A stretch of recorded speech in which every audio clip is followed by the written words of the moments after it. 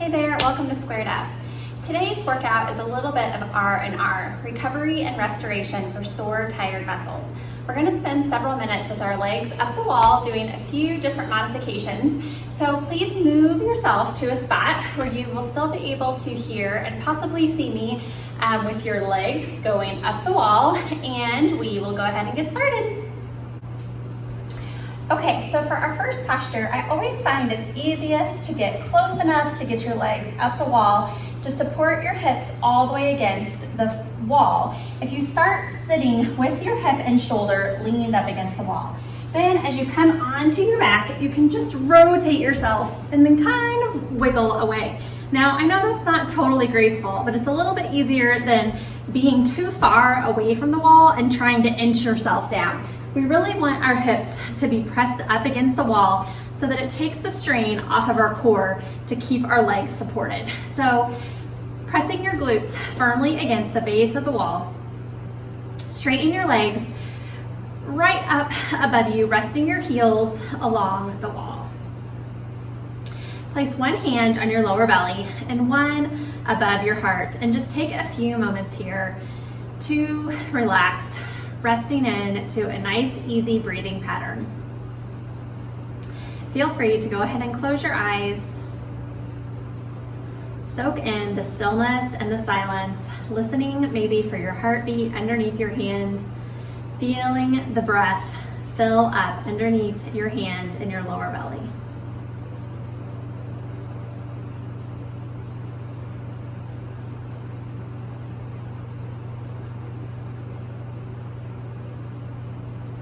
This legs up the wall posture helps to lower your heart rate, decrease blood pressure, improve blood flowing from the lower extremities back up to the core, into your heart and all of your vital organs. Helps to flush out any lactic acid that's building up in sore muscles throughout the calves, quadriceps, and hamstrings. It's a great idea here early on in our legs up the wall posture to point and flex your feet, kind of pumping through the calf muscle, just getting that blood shifting back up.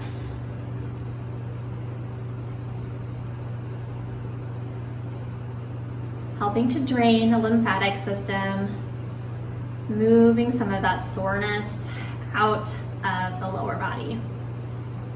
And then just relaxing the legs again. Finding a nice even pattern of breathing. Inhaling through the nose. And again, as you exhale, with lips sealed, exhale through your nose.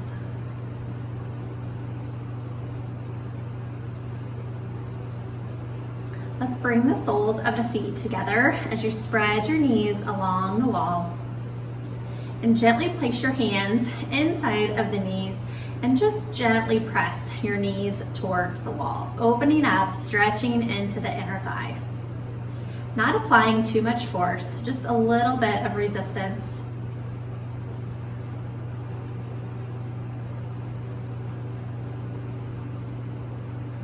Continue to focus on the breath.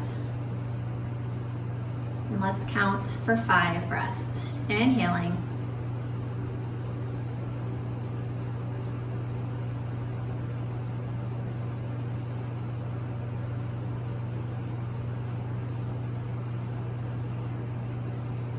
Nice deep exhale.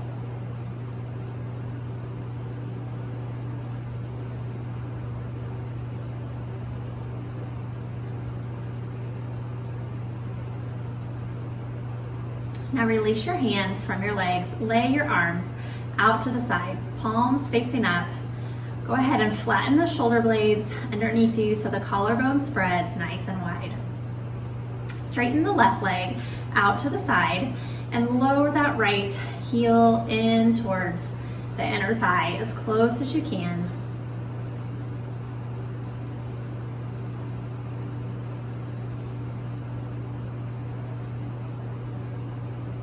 Try to relax that left leg as it's falling down the wall towards the floor, finding that edge where you're feeling the stretch, but you haven't lost your nice posture in the hips, keeping both sitting bones firm on the floor. So we don't want the right hip popping up here to let the left leg open farther. Just find that spot where you're nice and balanced between grounding in through the right hip and releasing the left heel towards the floor.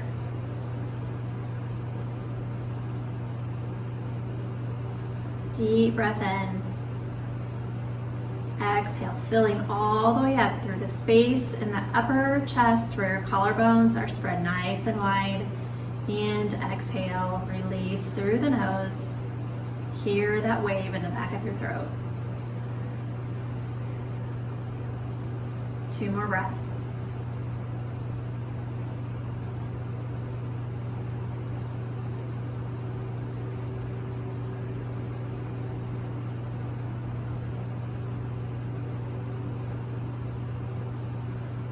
And then switching legs, bending that left leg, bringing the heel in towards your inner thigh as you lengthen out the right leg to the side.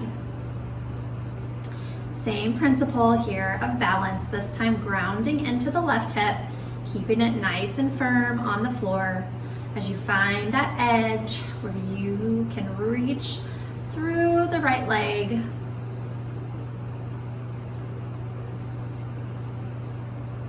Without compromising your shoulders. Sometimes in this posture, I see people kind of start leaning like this over to the side. So stay nice and long, shoulders stacked on top of the hips, left hip firmly on the ground as the right heel reaches towards the floor.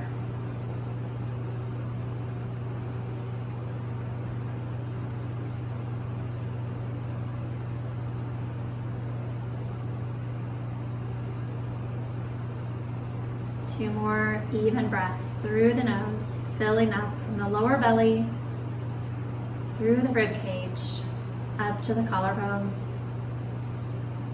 And exhale, forcing the air past your throat, up out your nose. Feel it all the way down as the belly button scoops up and underneath the ribs.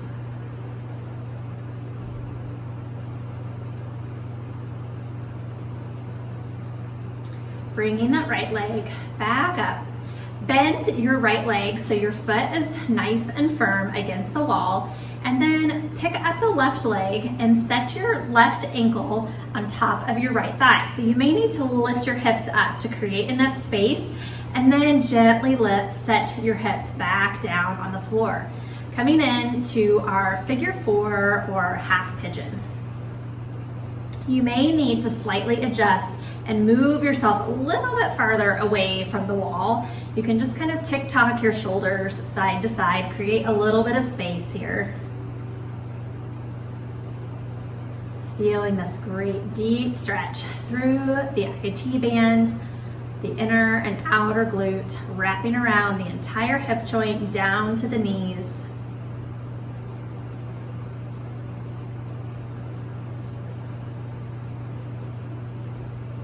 This resistance between the wall should be plenty, but if you needed just a little bit extra, you can try to scoot closer to the wall or even place your left hand here and just apply a tiny bit of pressure to the inside of the left knee, lifting it back up away from the floor. Let's roll the left foot in a couple of circles and the opposite direction. Good. While we're here, we'll do a little bit of work on this left foot. Spreading your toes nice and wide, pressing your toes up towards the top of your foot. And then pulling them down towards the bottom, stretching out the top of your foot. Putting a little bit of pressure with your thumb into the arch. And then one more time again, pressing the toes up towards the top of the foot.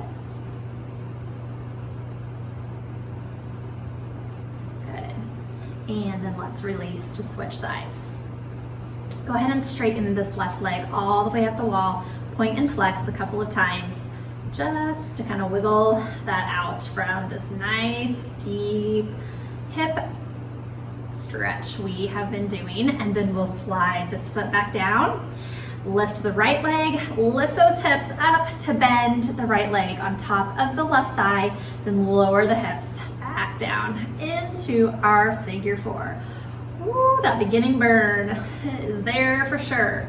Relax those arms, wiggle your shoulder blades nice and flat, collarbones are open, and return to your breath. Settle in to the stretch, finding your exhales, creating space in these tight glutes, this top part of the hamstring that is wrapping around as it inserts onto the pelvic bones.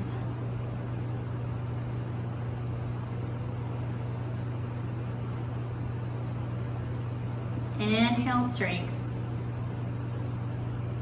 Exhale, space into the belly of these large supporting muscles of our hip joint.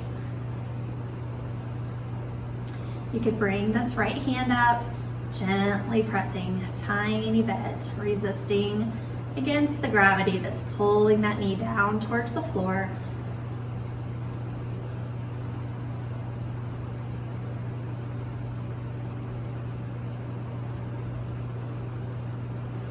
Rest under the weight that you feel of this right leg.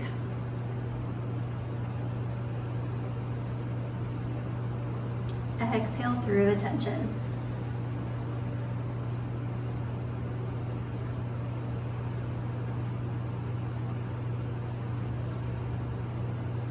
Couple ankle circles. Oh, how could I forget? And the other direction. Okay, toes spread, nice and wide, reach them apart. Press up towards the top of the foot. And then opposite direction, bring it down, crease the thumb right into the arch, putting pressure there, massaging through the arch as you stretch out the top of the foot. And one more time, pressing the toes back up towards the front top side of your foot.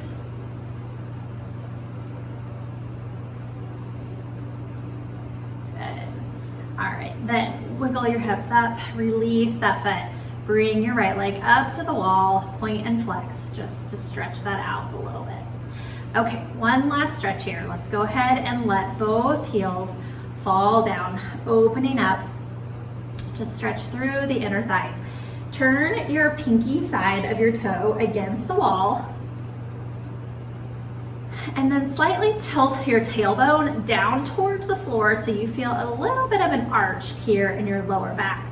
This is just changing the angle of which muscles we're really getting a good stretch here.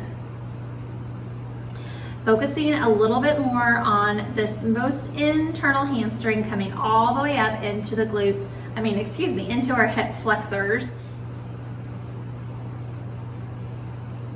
Our psoas. Just almost imagining pressing these inner thighs straight up into the wall. You're just slightly tilting that pelvis forward, getting a nice lengthening all the way from the inner knee up to the groin.